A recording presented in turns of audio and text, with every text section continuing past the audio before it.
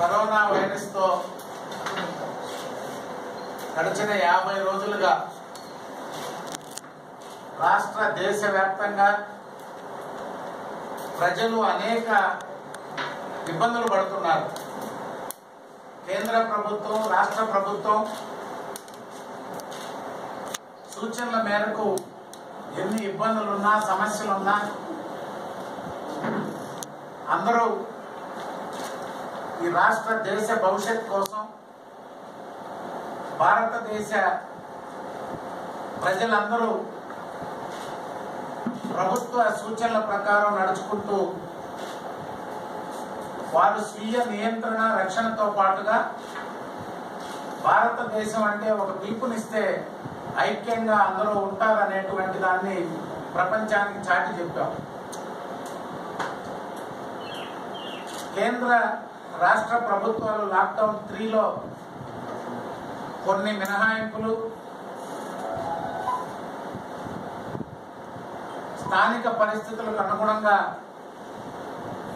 ఎక్కడికక్కడ నిర్ణయాలు తీసుకుంటున్నాయి రాష్ట్ర ప్రభుత్వాలు. ఇదంతా ఒకవైపు ప్రజలు గందరగోళంలో ఉన్నారు, ఇబ్బందుల్లో ఉన్నారు. ప్రభుత్వాల కోసం ఎదురు చూపులు చూస్తున్నారు. రైతులైనా, కార్మికులైనా, యువకులైనా ప్రతి ఒక్కరూ ప్రభుత్వ సహాయం కోసం లేక భవిష్యత్తు ఏంటనేటువంటి ఒక ఆందోళనలో ఉన్న పరిస్థితుల్లో మద్యం రేట్లు పెంచారు. మద్యపాన ప్రియులకు షాక్ ఇచ్చేదానికి పెంచామని చెప్పారు. సంతోషమే. ఈ తరుణంలో మద్యం మాకు వద్దంటూ మహిళలంతా బయటకు వచ్చారు. దానికి ప్రభుత్వం ఎన్ని రకాల వక్ర భాష్యాలు చెప్పాలో అదే చెప్పుకుంటుంది. అదొక సబ్జెక్ట్. విద్యుత్ ఛార్జీలు, కరెంటు షాక్ కొట్టింది అందరికీ.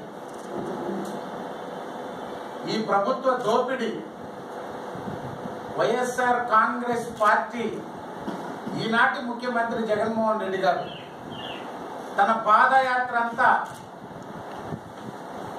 మేము అధికారంలోకి వస్తే విద్యుత్ ఛార్జీలు పూర్తిగా తగ్గించేస్తాం.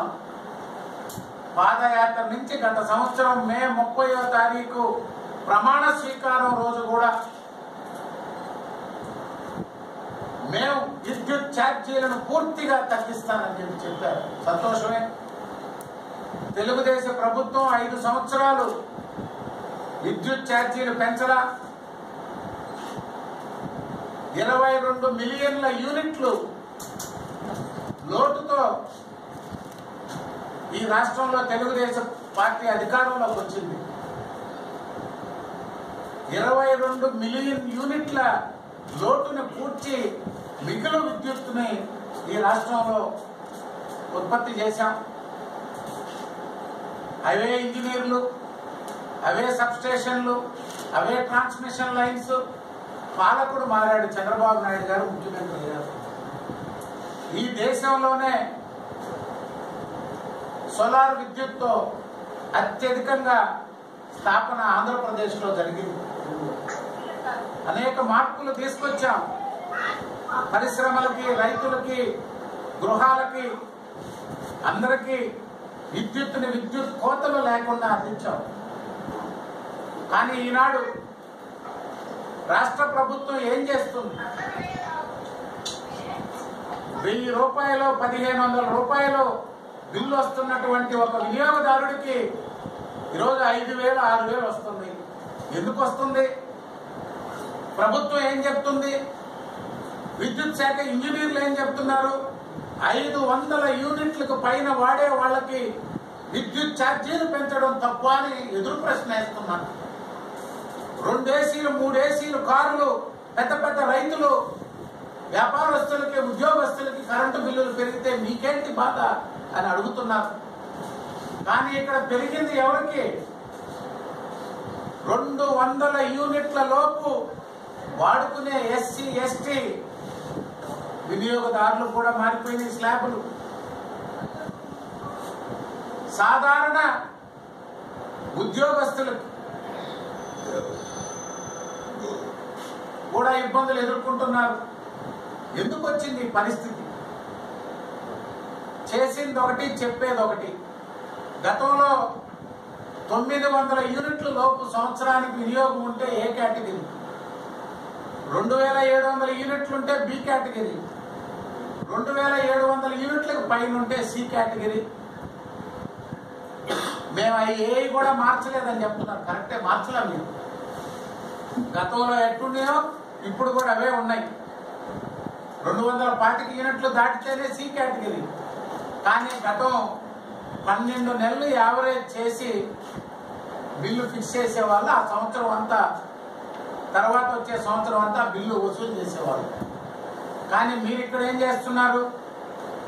ఏ నెలకు ఆ నెల, వేసవిలో లాక్డౌన్ పీరియడ్ లో ప్రజలందరూ ఇళ్లలో ఉన్న సమయంలో ఈ నెలలో బిల్లులు తీసి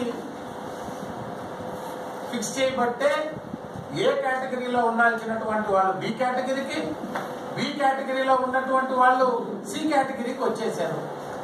సి కేటగిరీకి రాబట్టే ఈరోజు 3 ఇంతలు 4 ఇంతలు బిల్లులు అదనంగా వస్తున్నాయి. నేను ఒక్కటే ఈ ప్రభుత్వాన్ని అడుగుతున్నాం, గతంలో ఎంతమంది గృహ వినియోగదారులు సి కేటగిరీలో ఉన్నారు? 1.5 లక్షల మంది అని మీ లెక్కలే చెప్తున్నాయి. ఎవరు అధికారంలో ఉన్నా లెక్కలు ఉంటాయి. ఈరోజు 50 లక్షల మందికి దగ్గర వచ్చేసారు సుమారు. ఎట్టొచ్చారు సి కేటగిరీలోకి? 1,50,000 మంది వినియోగదారులు ఎక్కడ? 50 లక్షల మంది వినియోగదారులు ఎట్ట మారారు? కేటగిరీ ఎట్ట మారింది? మేము మీరు పెంచలేదు అంటున్నారు. కేటగిరీ మార్చి, టెక్నికల్ గా మార్చి, వేల రూపాయలు సాధారణ కుటుంబీకుల మీద కూడా భారం మోపి దోపిడీ చేస్తున్న ఈ ప్రభుత్వం చెప్పే మాటలు ఒట్టి బూటకం. ఈరోజు ఉదాహరణకు చెప్తాం. ఇది ఒక ఎస్సీ వినియోగదారుడు. ఈయనకి గత తెలుగుదేశం ప్రభుత్వ హయాంలో కానీ, ఈ ప్రభుత్వంలో ఈ సంవత్సరం రోజులు కానీ బిల్లు కట్లా ఎప్పుడు కూడా ఈయన. ఈరోజు 890 వచ్చింది. 890 వచ్చింది. ఇది ఎస్సీ వినియోగదారుడు.